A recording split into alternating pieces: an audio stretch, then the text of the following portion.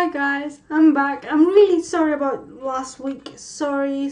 I was really stressed out and full of workload. So when I realized which day it was, I couldn't film.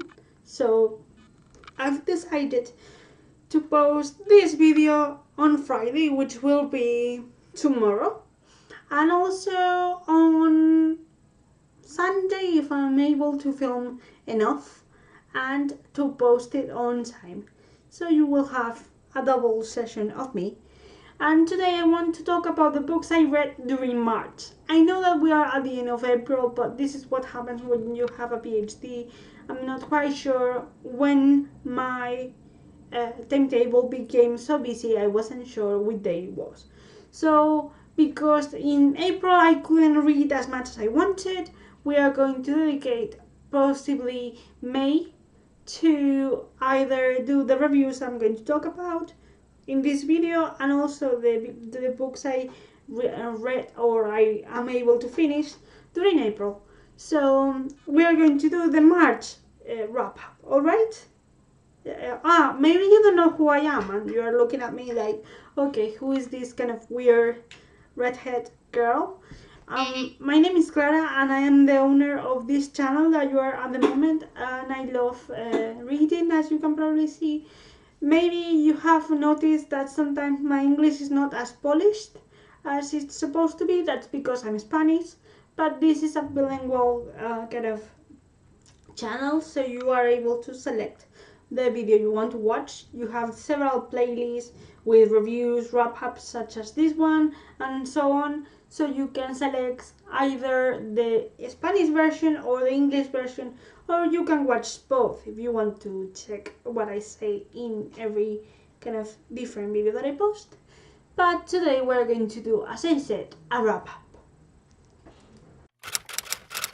So, we are going to talk about the books I've read during March. So, during that month, I read a total of 3 books. The first one was actually an audiobook. It was the audiobook of The Hate You Give by Angie Thomas. I will not have enough words to thank Angie for having, for having written such a great book. I'm probably sure that you all know what The Hate You Give is about, but I'm going to try to summarize it as much as I can. The Hate You Give is the story of a Star, a teenage girl whose life is a little bit more complicated than you may think. She lives in a kind of, suburb kind of neighborhood, and she lives there with her family, but she goes to another neighborhood, like a richer kind of neighborhood, to study. So she doesn't have a lot of friends in her real neighborhood. But everything changes when she meets an old friend from, I think it's a school, and they meet in this kind of normal party at the neighborhood. So she's surrounded by those that she's acquainted of, but she hasn't really strong connection except from her best friend Kenya, and she meets this old friend of hers, and they do catch up and everything's fine, and then they are stopped by a policeman who ends up killing this old friend of our main character. She witnessed the killing basically, so she begins this journey through the investigation and the trial against this policeman because of this murder, and this whole process makes Star question everything that she thought she knew, and even her own perspective of not only the world but herself as a person, and her community as a whole, not only the neighborhood she's living but the neighborhood she goes to school to, and also what it means to be black in a a society where white people have more kind of hold a bigger piece of the power cake, if you want to call it like that. And I adore this book. It's a YA realistic kind of contemporary kind of book, but it has a really strong message. Later on, I read The Power by Naomi Alderman.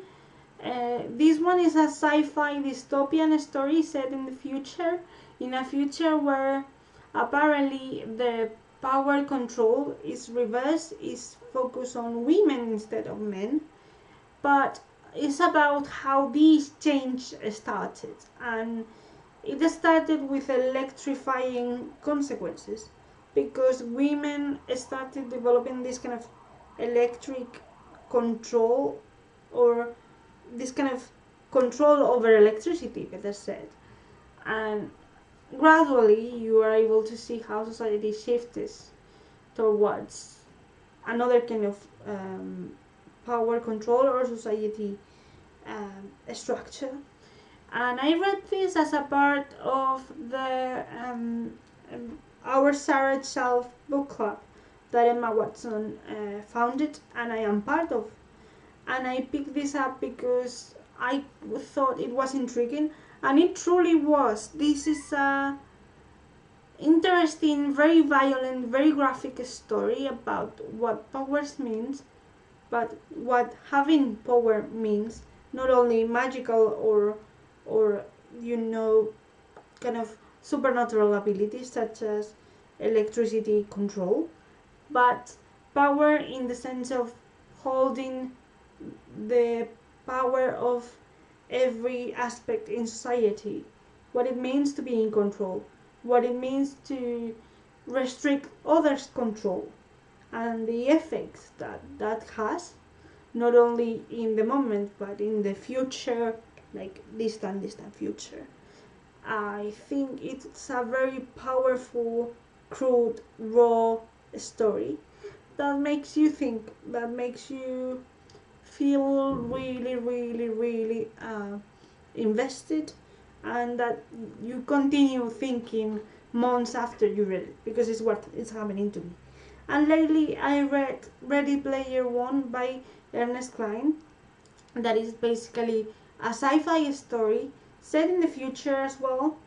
I am not really good with sci-fi, but I must admit that the two books of sci-fi that I've read are 5 stars, literally, for me.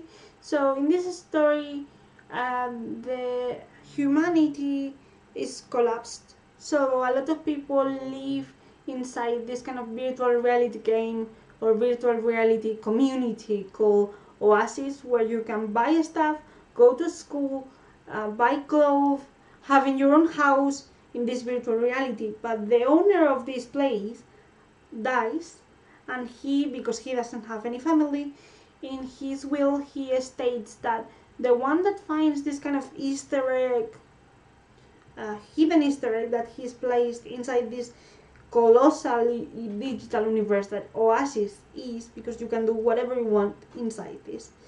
The one that finds the Easter egg that is hidden in this kind of virtual reality will hold not only the millions and the fortune of this kind of billionaire, multimillionaire digital creator or informatic, but he or she will also hold the rights to control and to be the owner of Oasis, which is this virtual reality. And our main character, Wade Watts, that is an actual teenager, he is a fan of this creator of the Oasis universe, which is Halliday, and he's a really massive fan of his work. So he started this quest to find the Easter egg, and a lot of things become quite real inside the game and outside the game. And I feel like if you like video games, and if you like 80s kind of pop culture, music, films and stuff like that, you will love this. I've never lived the 80s, but I have older cousins and a big brother that is completely full, like immersed in the 80s kind of pop culture. So I knew a lot of references. I love this story. I think it's very action packed. It's almost like a film. In fact, there is a film already. And if you want to know my opinion on the film, you should let me know in the comment section down below. But I consider that it was a really well done book. I really, really like it. So, this is what I think about all the books that I've read. I will probably do reviews of all of this, so if you want to know more things in detail about them, just let me know, okay? See you next week. Oh no, see you on Sunday. Okay, see you sooner. Bye.